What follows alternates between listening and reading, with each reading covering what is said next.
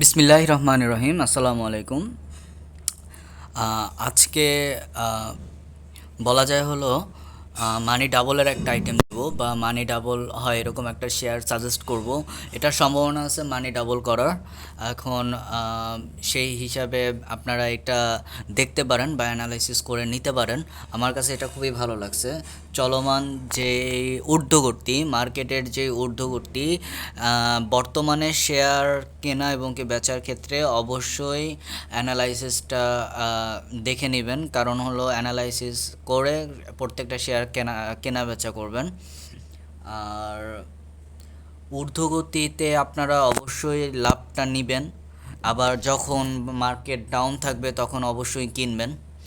ঊর্ধ্বগতিতে যেই শেয়ারগুলি বাড়তেছে না সেদিকে খেয়াল রাখবেন। কেনার ক্ষেত্রে যেই শেয়ারগুলি বাড়তেছে না কিন্তু অ্যানালাইসিস ভালো কথা বলতেছে সেই শেয়ারগুলি অবশ্যই নজরে রাখবেন।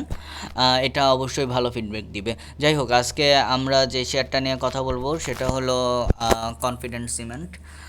কনফিডেন্ট সিমেন্ট এটা বর্তমানে আছে হলো 97 টাকা 40 পয়সা। এটা এ ক্যাটাগরির একটা share.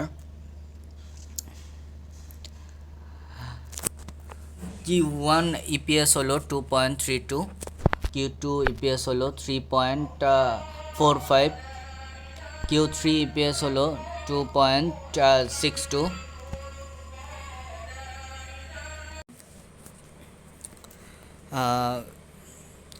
Q3 EPS 2.62, Q4 EPS 0। আচ্ছা, এটা এই ক্যাটাগরির শেয়ার। এখানে টোটাল শেয়ারের যেই ক্যাপিটাল সেটা দেওয়া আছে, ইভেন কোয়ান্টিটি দেওয়া আছে।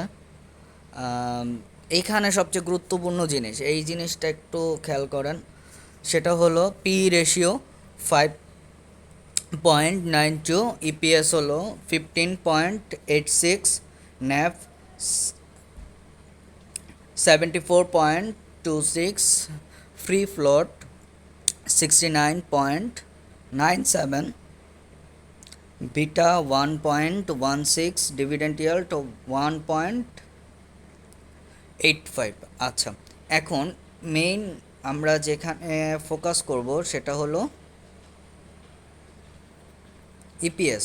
ইপিএস হলো 15.86। এখন আমরা আরেকটা জায়গায় একটু দেখি, সেটা হলো প্রফিট লস। প্রফিট লসে আমরা একটা বিষয় একটু দেখার চেষ্টা করি। এই শেয়ারটা প্রতিনিয়ত ভালো করতেছে বলতে এটা প্রফিটে আছে, বা আমাদের রেভিনিউর যে জায়গাটা সেটা আমরা দেখতে পাচ্ছি ভালো। গ্রোস প্রফিটও ভালো, প্রতিনিয়ত ভালো হচ্ছে। গ্রোস প্রফিট 18-19 সালে একটু খারাপ ছিল, পরবর্তী 20 সালে সেটা অনেক ভালোভাবে রিকভার করছে। পরবর্তীতে এখানে আমরা যদি মেইন জায়গায় চলে যাই, সেটা আমরা একটু দেখি। সেটা হলো প্রফিট লসের যেই after tax, profit loss after tax, এটা দেখেন প্রতি বছরে এটা বাড়তেছে। বিশেষ করে 2019 থেকে 2020 সালে এটার বাড়ার পরিমাণ অনেক বেশি। আচ্ছা, এখন তার থেকে যে বিষয়টা সেটা হলো যে আর্নিং পার শেয়ার বা ইপিএসের যে বিষয়টা সেটা যদি আমরা দেখি, সেটা হলো 2017 সালে এটার ইপিএস ছিল হলো 11.07, পরে 5, পরে 6, আর লাস্টে 2020 সালে এটার ইপিএস ছিল হলো 8.3। 8.3 যেই ইপিএসটা ছিল, এখন 2022 সালে বা 2021 সালে এটার ইপিএস হলো 15.86। সেক্ষেত্রে ইপিএসটা ডাবল। এখন আমরা একটা জিনিস খেয়াল করব, এই যে 2020 সালে প্রাইস রেঞ্জটা কেমন ছিল। যদি প্রাইস রেঞ্জটা একই রকমই থাকে তাহলে বোঝা যাবে যে কোম্পানিটা ভালো করতেছে, কিন্তু সেই অনুযায়ী দামটা বাড়তেছে না, এটা বাড়ার সম্ভাবনা আছে।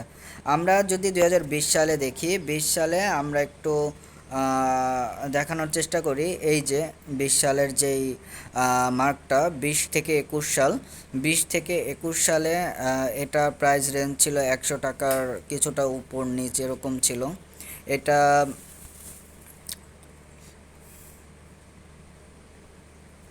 160 টাকা পর্যন্ত উঠে, সেটা হলো 2021 সালে।